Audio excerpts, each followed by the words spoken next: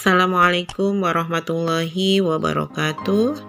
Alhamdulillah kita berkesempatan kembali untuk belajar pendidikan agama Islam dan budi pekerti kelas 5 pelajaran kedua. Kita berdoa terlebih dahulu. Bismillahirrahmanirrahim. Rabbi zidni ilma warzuqni fahma. Ya Allah, tambahkanlah aku ilmu dan berikanlah aku karunia untuk dapat memahaminya. Amin ya robbal alamin.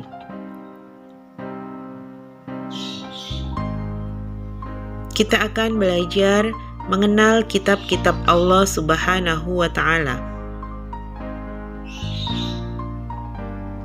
Masih ingat rukun iman yang ketiga? Betul. Rukun iman yang ketiga adalah iman atau percaya kepada kitab-kitab Allah Subhanahu wa Ta'ala. Perintah beriman kepada kitab-kitab Allah terdapat di dalam Quran surat An-Nisa ayat 136.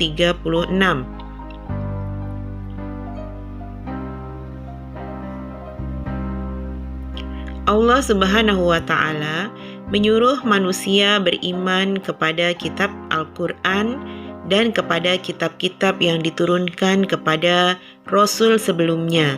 Jika tidak beriman kepada kitab-kitab itu, maka orang itu tergolong orang yang sesat. Bagaimana cara beriman kepada kitab-kitab Allah? Caranya dengan meyakini bahwa Allah Subhanahu wa Ta'ala telah menurunkan kitab-kitabnya kepada para rasulnya melalui malaikat Jibril. Kitab-kitab tersebut harus dijadikan pedoman hidup untuk menuntun dan mengatur cara kita bersikap dan berperilaku guna mencapai keselamatan dan kebahagiaan hidup di dunia dan akhirat. Nama-nama kitab Allah Subhanahu wa Ta'ala. Kitab Taurat, Kitab Zabur, Kitab Injil, dan Kitab Al-Quran.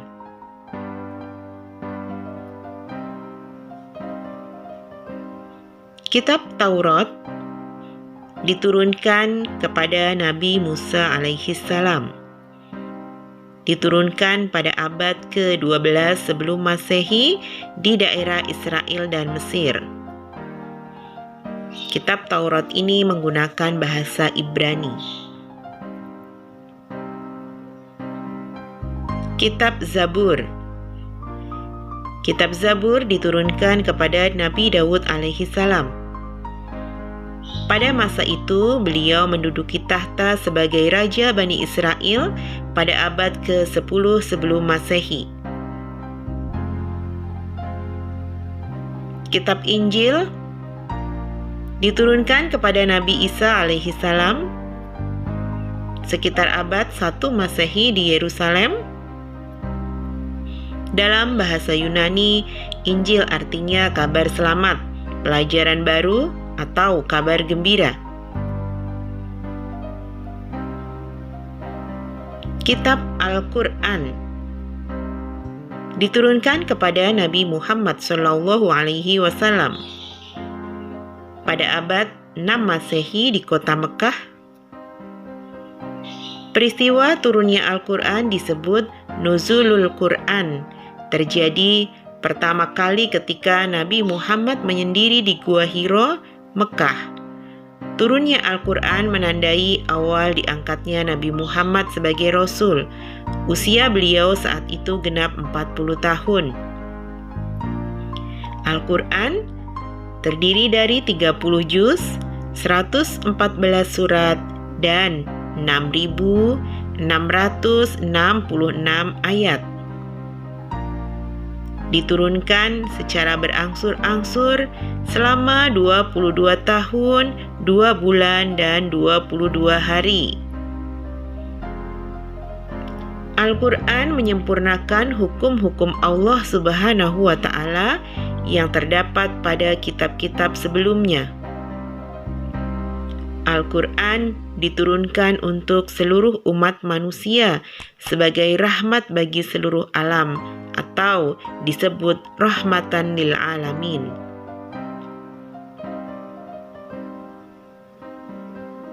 Kitab-kitab Allah Subhanahu wa Ta'ala berisi ajaran terpuji kepada Sang Pencipta.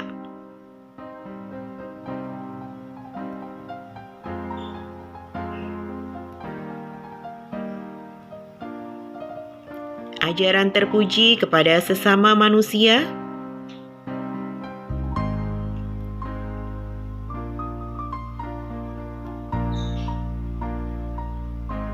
ajaran terpuji kepada hewan dan tumbuhan,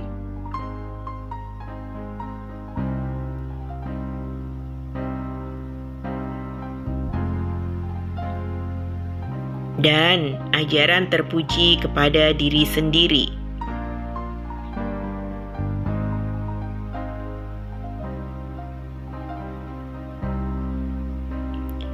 Kitab Allah Subhanahu wa Ta'ala adalah petunjuk dalam kehidupan, petunjuk kepada manusia untuk berperilaku, baik itu berperilaku kepada Allah Subhanahu wa Ta'ala, kepada sesama manusia, kepada hewan, tumbuhan, dan alam semesta.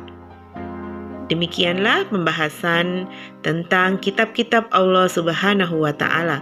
Semoga bermanfaat. Wassalamualaikum warahmatullahi wabarakatuh.